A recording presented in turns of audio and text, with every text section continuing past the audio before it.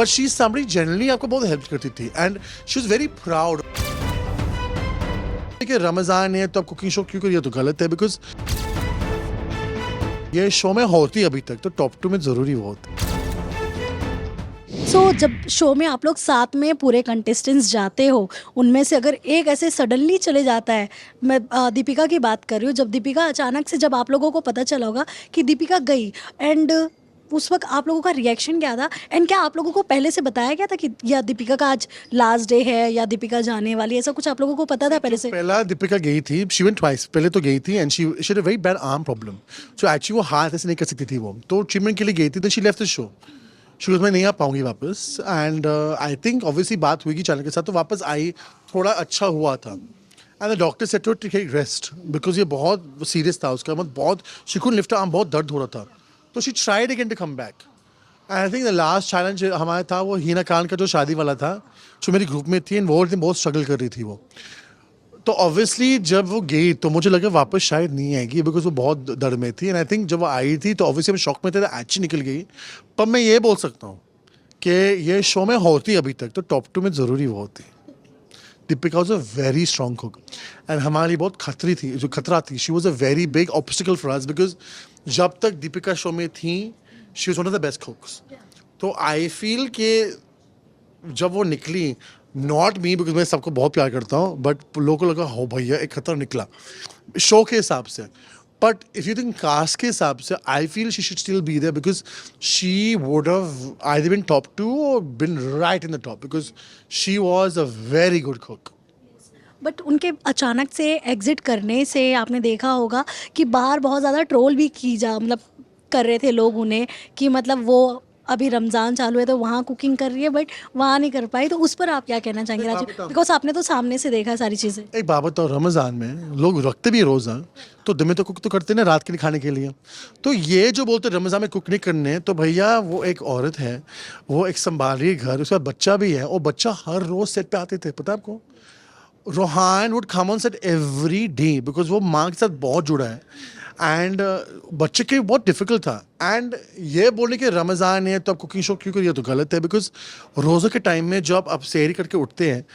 तो some people are sleeping during the day, but माँ जो होती है, वो जो फैमिली का हेड होता है, वो कुकिंग करते हैं रात का तैयारी करने के लिए, तो वो कुछ गलत नहीं कर रही थी वो, एंड इट वाज नॉट कि रोज़े के टाइम में कुकिंग करती है, I don't agree to that because वो खाना नहीं खाती है, वो रखती है रोज़ा, पर प्रिपरेशन तो होते हैं रात के लिए, तो I don't think wrong in that.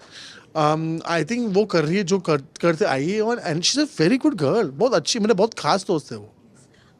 जब आपको पता चला कि वो एग्जिट कर चुकी हैं, वो शो में कभी आएंगी ही नहीं, कोई कॉल वॉल किया आपने, कॉल मैसेज समथिंग, क्या बातें हुई? बहुत क्या चल रहा है, क्या हुआ, तो कैसे पहुंचा, तेरे रोमांस किससे था, अच्छा क्या, अच्छा ऐसे बोला, तो वो तो हम बहुत बात करते हैं, शौक भी था, सम रिएक्शन, सब शौक भी मिला हमको, क्या ये हुआ, मतलब इंटरनल बात जो हमको पता है, but she somebody is very encouraging, वो इनसिक्योर नहीं थी एंड सब ये शो में सिक्योर बहुत है, all the contestants, but she somebody generally आपको बहुत हेल्प करती थी and she is very proud of me. जब कोकोबुश बनाया था वो सबसे very proud of you Rajiv,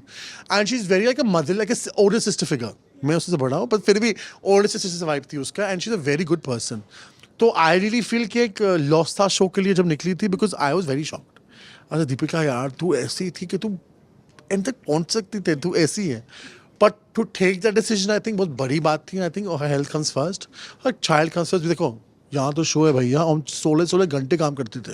सो किसी को पता नहीं 16 घंटे माई नीज वो हर्टिंग बिकॉज 16 घंटे आपको कुक करना पड़ता है, पहला शूटिंग, फिर खाना बनाने के लिए, फिर रिजल्ट होने के लिए, और रिजल्ट के टाइम पे 2-3 घंटे लगते थे because by time they show you only certain things in the show, right, but एक डिश के ऊपर बहुत डिटेल के साथ वो लोग डाइसेक्ट करते थे, तो I think it was too much for like that also, but I feel if she was there she would been top 2। Lady ऐसे करती है, हैट्स ऑफ, मैं नहीं कर पाता एज पे यार। ऑल्सो शो में कहीं ना कहीं फारा मैम का दीपिका के साथ तो उनका अच्छा बॉन्ड है ही, तो कहीं आपको ऐसा फील हुआ कि फारा मैम ज़्यादा दीपिका के लिए, मतलब उन्हें ज़्यादा प्रेज कर रही है, ऐसा कुछ फील हुआ? I think every judge or every host has their favorites in the show. I don't think वो favoritism करती, but I think they have a bond outside the show also. But फारा ma'am generally जब डांटती थी सबको डांटती थी, ऐसे नहीं कि दीपिका थी तो नहीं डांटती थी, सबके साथ बराबर उसने रखा है कि नहीं, ऐसे कुछ जो गलत है तो गलत है। I think everyone bonds to someone more. Like with me, I also bonded her with her a lot.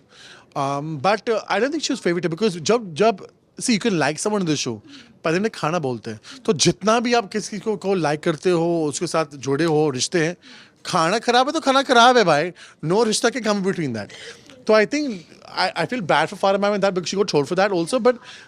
Farah wasn't like that in the show she likes obviously you have some bonding with other contestants more than others but she was not unfair I don't think unfair नहीं थी वो